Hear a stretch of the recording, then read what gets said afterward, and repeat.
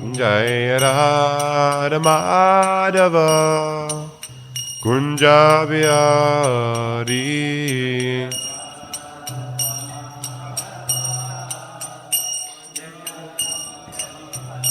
Jaya Radha Madhava Kunja Bihari.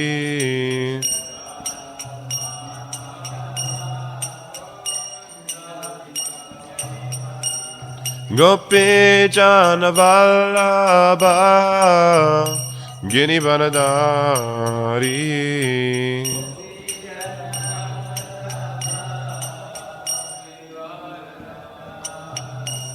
Gopi Jana Vallabha Girivaradari.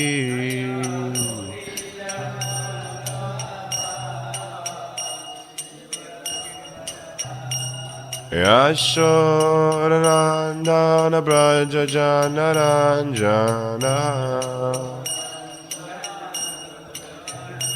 Yashodanandana Braja Janaranjana. Yamunatira Vanachari.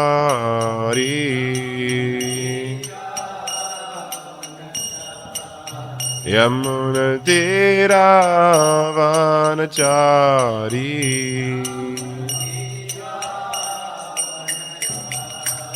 Jaya Radha Madhava Kunja Bihari.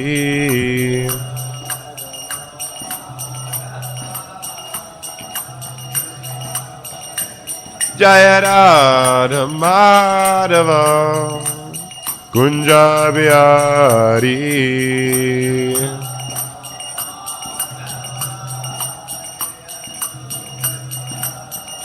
Gopi Jana Vallabha Girivaradari.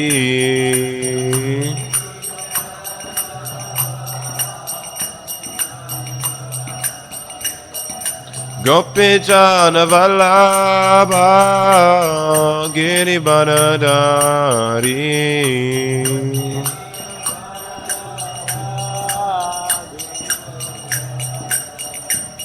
Yashodanandana Braja Janaranjana. Yashodanandana Braja Janaranjana. Yamunatira Vanachari.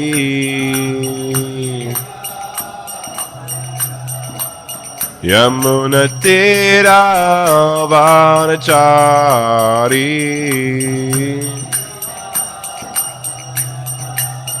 Jaya Radha Madhava Kunja Bihari.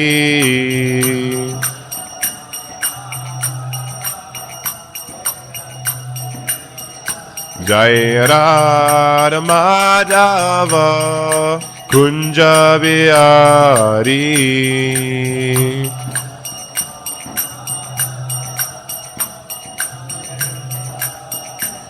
Gopi Jana Vallabha Girivaradari.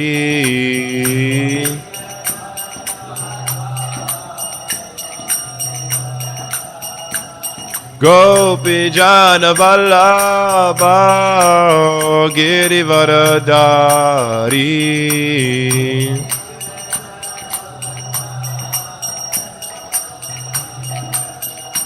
Yashodanandana Braja Janaranjana. Yashodanandana Braja Janaranjana. Yamunatira Vanachari.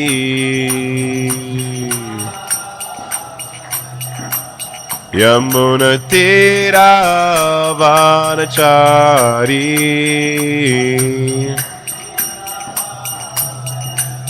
Jaya Radha Madhava Kunja Vihari.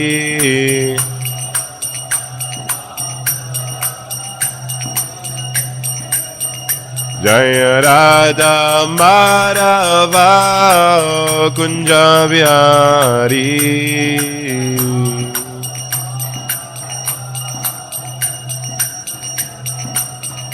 Jaya Radha Madhava Radha Madhava Radhe.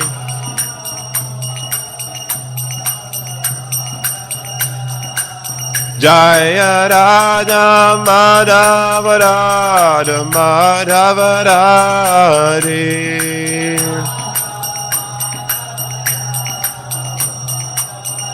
Jaya Jaya Prabhupada Prabhupada Prabhupada Jaya Jaya Prabhupada.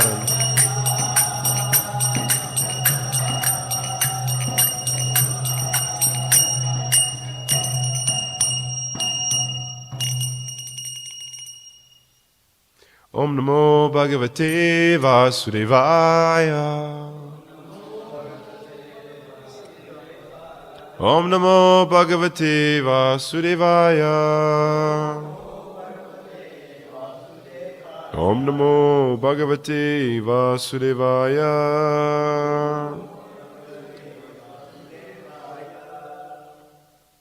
So today we are reading from the Srimad Bhagavatam, Canto 1, Chapter 4, verse number 6.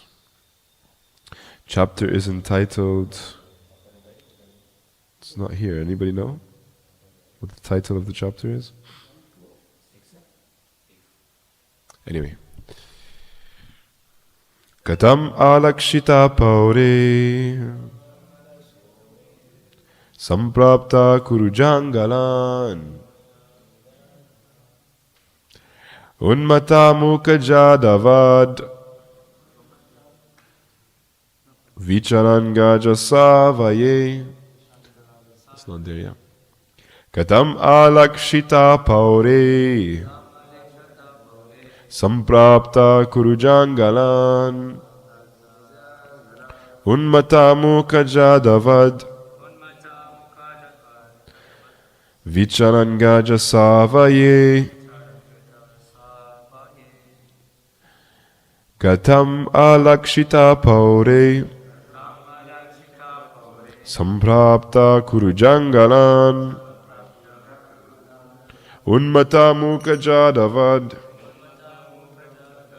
vicharanga jasavaye. Word for word. Katam, how? Alakshitaha, recognized. Paurehi, by the citizens. Samprapta, reaching. Kurujangalan, the Kuru Jangala provinces. Unmata, mad. Muka, dumb. Jadavad, stunted. Vicharan, wandering. Gajasavaye, Hastinapur. Translation and purport by His Divine Grace, Srila Prabhupada. Srila Prabhupada ki. How was he, Srila Shukadev, the son of Vyas, recognized by the citizens when he entered the city of Hastinapur, now Delhi? After wandering in the provinces of Kuru and Jangala, appearing like a madman, dumb and retarded. Purport. The present city of Delhi was formerly known as Hastinapur because it was first established by King Hasti. Goswami Shukadev, after leaving his paternal home, was roaming like a madman, and therefore it was very difficult for the citizens to recognize him in his exalted position. A sage is not therefore recognized by sight, but by hearing.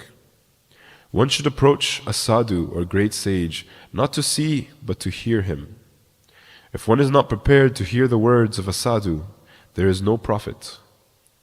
Shukadev Goswami was a sadhu who could speak on the transcendental activities of the Lord. He did not satisfy the whims of ordinary citizens. He was recognized when he spoke on the subject of Bhagavatam, and he never attempted jugglery like a magician.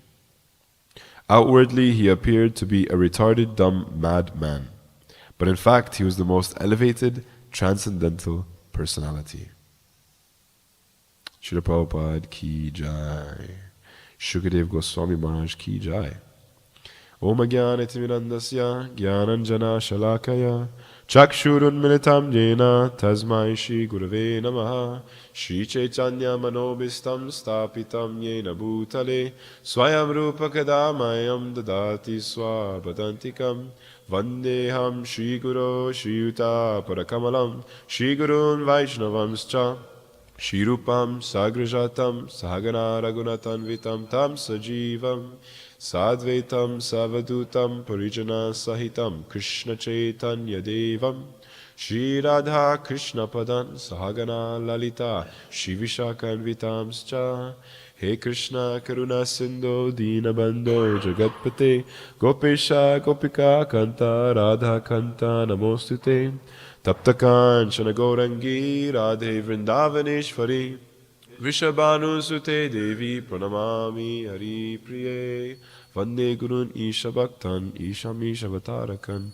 Tat Prakasham Sratat Shakti Krishna Chaitanya Samgyakam Vande Shri Krishna Chaitanya Nityananda Sahodito Gaudadai Pushpavanto Chitra Sando Tamonudo Yaradvaitam Brahmopanishadi Tadapi Yasya Tanuba Yadatmantaryami Purusha Etiso Sang Savibhava Sadeshvarye Purnoya Iha Bhagavansa Swayam Ayam Na Chaitanyat Krishna Jagati Paratadvam Param Iha Shri Krishna Chaitanya Prabhu Nityananda Shri Advaita Gadadhara Shivasari Gaura Bhakta Vrinda Hare Krishna Krishna Krishna Hare Hare Hare Rama Rama Rama Hare Hare.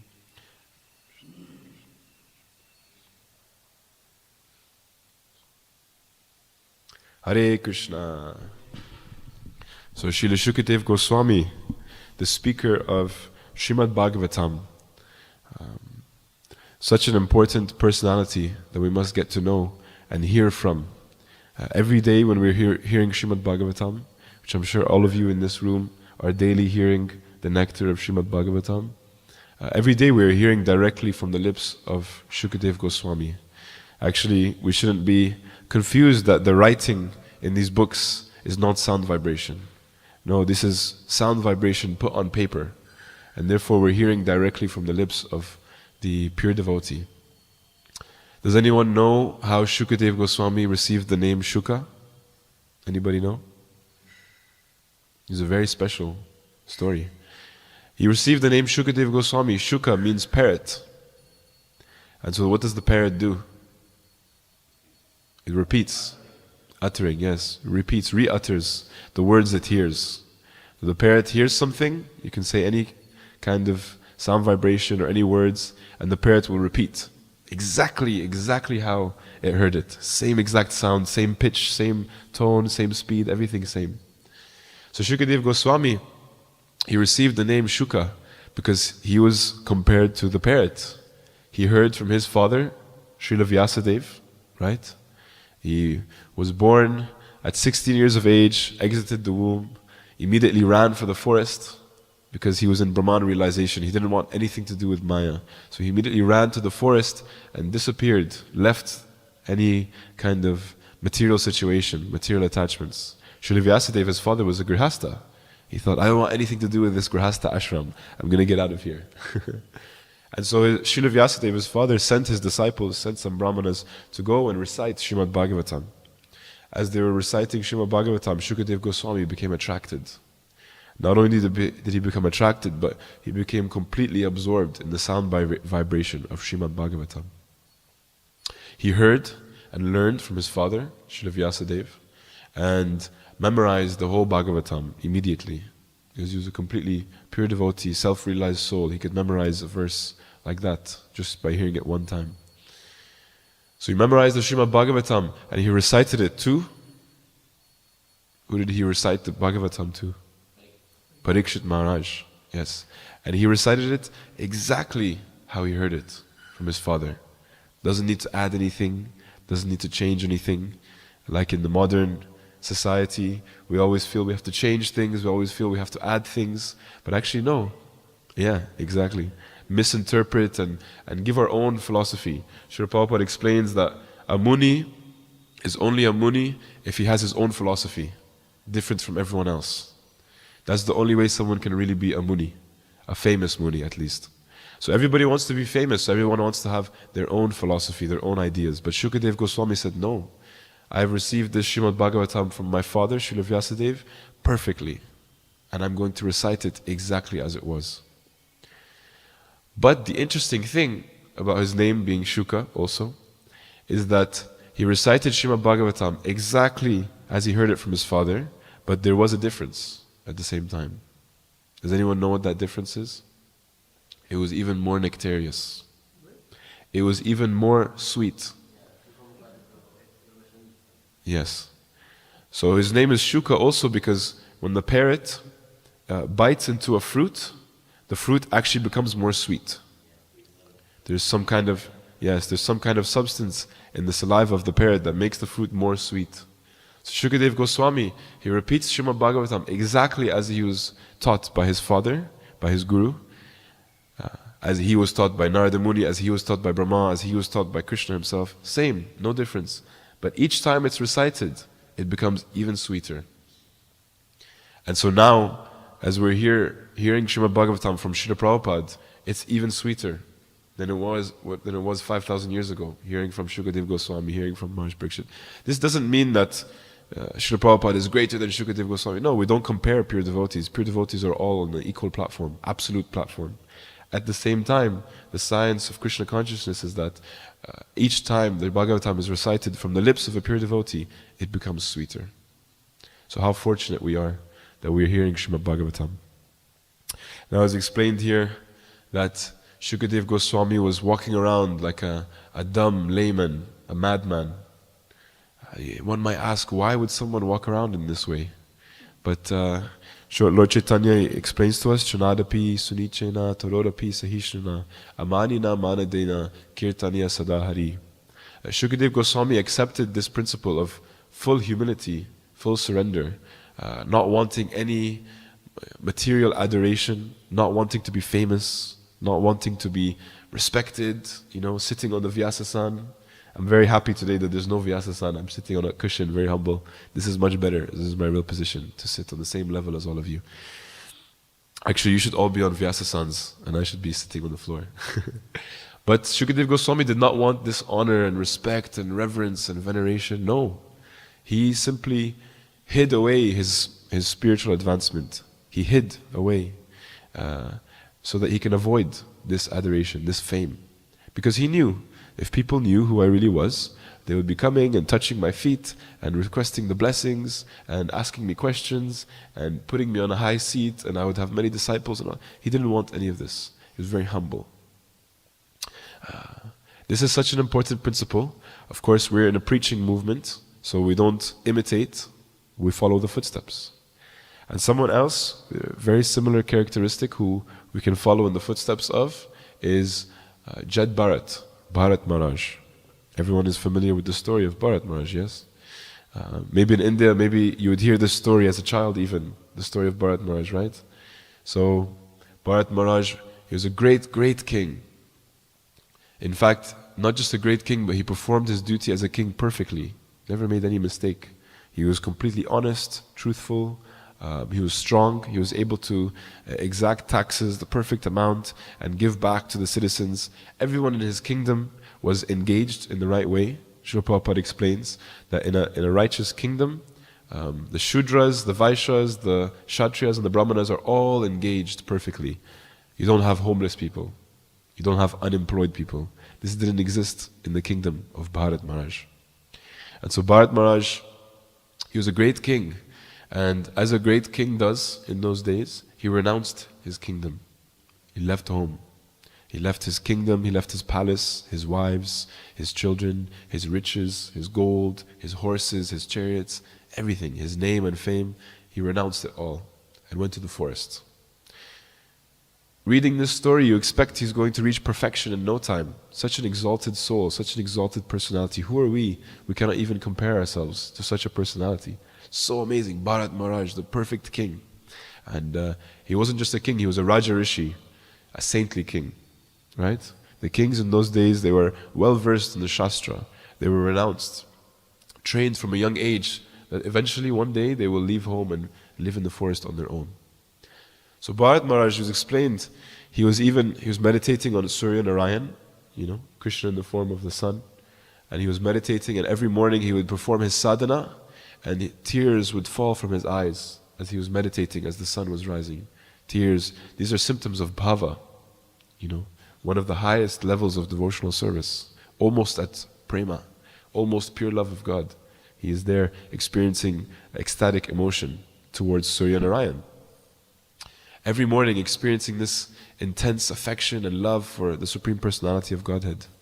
But still, Bharat Maharaj, after he saw a deer jumping over the river, and the deer somehow or other had some obstacles, fell into the river, broke its legs, Bharat Maharaj, he felt some compassion, as a devotee does, feel some compassion. He went and he helped the deer. We have some cows here, no? We feel affection for the cows, right? We love the cows, we take care of the cows. Prabhu, he's taking care of the cows so nicely here. This is love and affection of the devotee. So Bharat Maharaj, he felt this love and affection, and he went to help this deer. But unfortunately for him, he could not help but give his full attention to this deer. And he forgot about his spiritual life, his sadhana. He started to spend more time playing with the deer, showing affection to the deer. He would be meditating, performing his sadhana in the morning, but really in his mind he was thinking, where is the deer? What's she doing? Is she safe? Is she healthy? Is she taken care of? What do I need to do to provide for her? Eventually this deer disappeared one day, and he went out looking for her, running through the forest in deep anxiety, experiencing intense emotions, trying to find out where she is. I hope she's still alive. I hope she's not been harmed. I hope no tigers or lions have caught her. As he's running through the forest in this way, he falls into a hole and leaves the body. Done. Of course, we understand, he takes another body. He takes the body of a deer. But the special case of Bharat Maharaj is that he remembered his previous life. And so he remembered, oh no, I was Bharat Maharaj, now I'm a deer. I made a grave mistake. I made a big mistake of forgetting about my sadhana, forgetting about the instructions of my spiritual master, forgetting about my meditation on the Supreme Personality of Godhead. And so now I must make things right. So as a deer, he went to the ashram, the nearest ashram, and was associating with the sadhus, as a deer even. So as he reached the end of this life as a deer, he again took birth as Jad Bharat. Jad Bharat, the son of a brahmana. But this time he said, no more chances. This is it. I'm going to go back to Godhead this lifetime. Nothing, no nonsense, no funny business. No more deer lives, no more animal lives. I'm going to be fixed. He understood from his experience that he should stay fixed in his goal. So as Jad Bharat, even though he had full memory of his previous two lives, as Bharat Maharaj, as the deer, full cognizance and full knowledge of the absolute truth, he acted as though he was dumb, lame, retarded, and like a madman in front of his Brahmana father. His Brahmana father tried to teach him the principles of, Brahminical principles, cleanliness, studying the Vedas. Yes, ritualistic activities mostly, yes. But even though Jad Bharat, he was fully learned in all the Vedas, fully realized of the goal of the Vedas.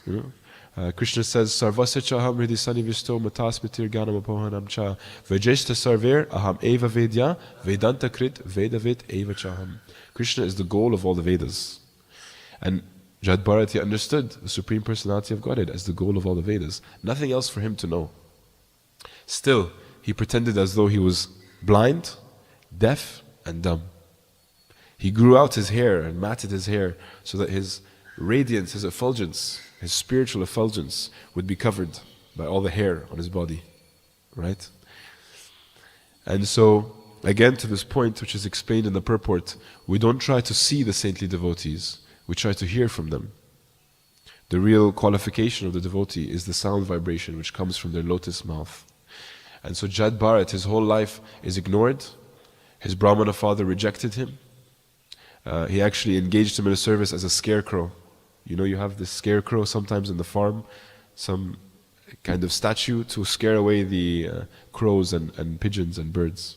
So he engaged him in this menial service. Eventually Jad Bharat, he was walking and he was engaged in the service of holding the palanquin. Palanquin, yes. How do you say in Hindi? Yes, Maharaj Rahugana. Yes, the palanquin of Maharaj Rahugana. And so Maharaj Rahugana engaged him in his service, carrying the palanquin. No idea that this is an advanced, elevated spiritualist. No clue. At some point, Jad Bharat starts to upset the king. Because Jad Bharat, he's carrying the palanquin, but the whole time he's looking at the floor. Because he sees there's ants walking on the floor. He doesn't want to step on the ants. This is again the deep compassion of the devotee. And he's avoiding the ants. And so he's disturbing Maharaj Rahugana because he's not stably holding the palanquin. And Maharaj Rahugana is saying, "What are you doing? It's such a simple service, such a simple job. Just hold my palanquin, look in front of you and walk straight." But Jad Bharat, he's so focused, he doesn't want to harm any living entities. He doesn't want to step on any ants. And after some dialogue between Maharaj Rahugana and Jad Bharat, eventually Jad Bharat starts to speak Krishna Katha. He starts to speak about the absolute truth. He starts to speak about the Supreme Personality of Godhead, Krishna. In general, it's not easy to speak on such matters to a materialist. But Jad Bharat, he spoke in such a way that Maharaj Rahugana was so enticed, so enamored, so struck with wonder. He couldn't believe the beauty of the words coming from Jad Bharat's mouth. And through his sound vibration, he was able to recognize that he was an advanced devotee. Not through his appearance, not through his physical association, but through the sound vibration of Jad Bharat. So Srila Prabhupada here, he says, let's find, "A sage is not therefore recognized by sight, but by hearing. One should approach a sadhu or great sage not to see, but to hear him. If one is not prepared to hear the words of a sadhu, there is no profit." So in the story of Jad Bharat, by seeing him, which many people saw him, his father, his Brahmana father, his siblings also, who his father put on a more elevated position than him, the king, Maharaj Rahugana, and all of his servants, no one was able to recognize his exalted status until he started to speak, for the first time in his life, by the way, started to speak Shabda Brahman, the words of the conclusion of all the Vedas. And in this way, Maharaj Rahugana, he understood, he heard submissively, and he became a little bit more realized in that way. So, in that way we can compare these cases to Shukadev Goswami. Shukadev Goswami again was walking around like a dumb man, like a layman, a madman, in order to not get any recognition. But finally, when the time came to fulfill his purpose in this world, he spoke Srimad Bhagavatam to Maharaj Parikshit, and in the assembly of all the great exalted sages, even his father who spoke to him was present.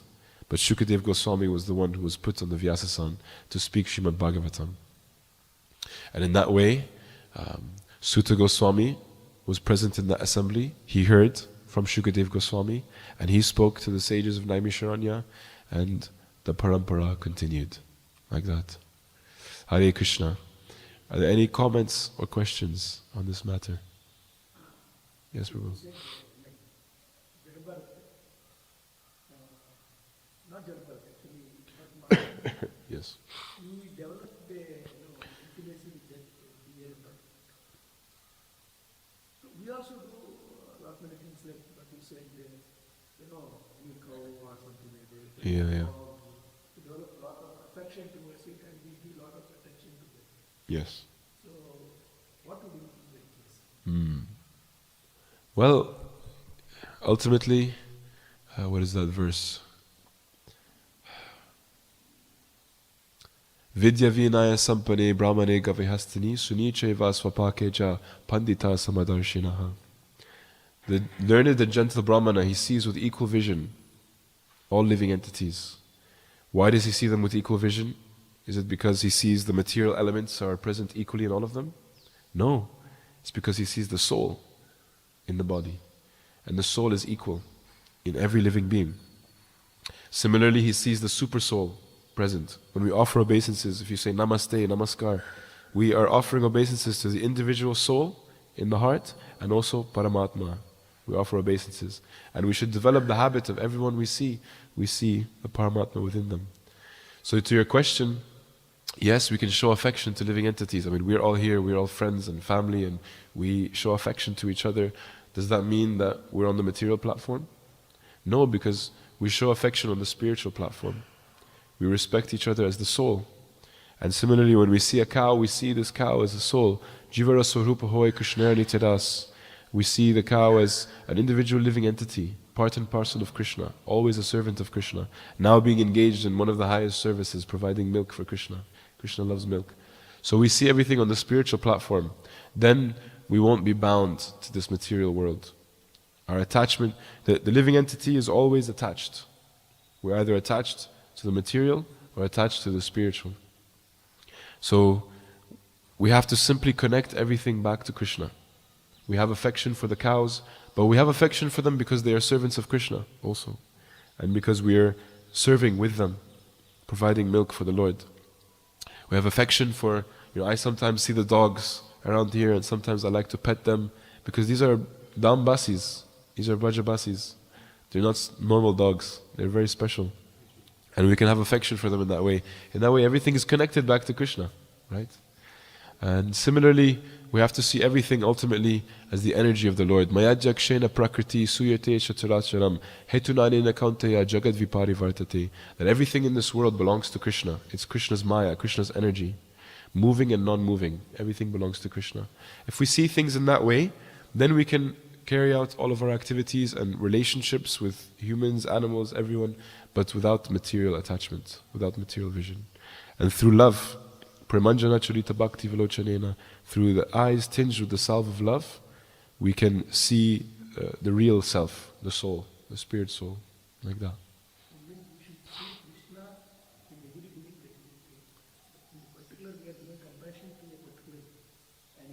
Yes, but these parts and parcel of Krishna.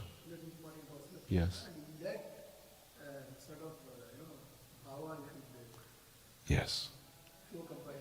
Yes. Yes. But the highest compassion, the highest welfare work is the preaching of Krishna consciousness. Nachagao bhakta sange kara sankirtan Krishna nama upadeshi tara sarvajan. Krishna nam upadeshi.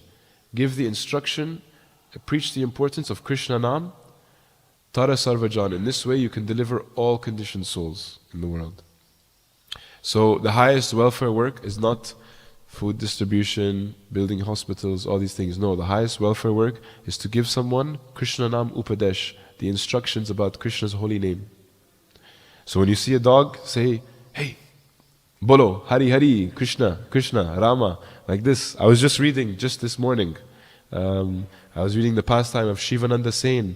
He starts to play with this dog while he's traveling with Lord Chaitanya Mahaprabhu. And eventually, he's lost the dog and he's looking for the dog and he sees Lord Chaitanya is playing with the dog, throwing prasadam into his mouth and telling him, Bolo, Bolo, Hari, Hari, like this, telling him to chant the holy name of God. And the dog is chanting, Hari, Hari, like this. And the dog went back to Godhead. So you can chant, maybe the dog won't chant back, but at least by your chanting, the dog hears the sound vibration, the cows hear the sound vibration, and they get some benefit. So we should focus on this spiritual platform. Like that. Thank you. Okay, it's 9:15 now. Should we stop or? Yeah, okay. Thank you so much. We can talk afterwards. It's time to finish now. Hare Krishna. Srila Prabhupada ki jai. Grantaraj Srimad Bhagavatam ki jai. Shri Shri Gaur Nitai ki. Shri Krishna Balaram ki. Giri Govardhan ki. Shri Prahlad Nrsingadev ki. Jai Nitai Gaur Premanande. Haribo.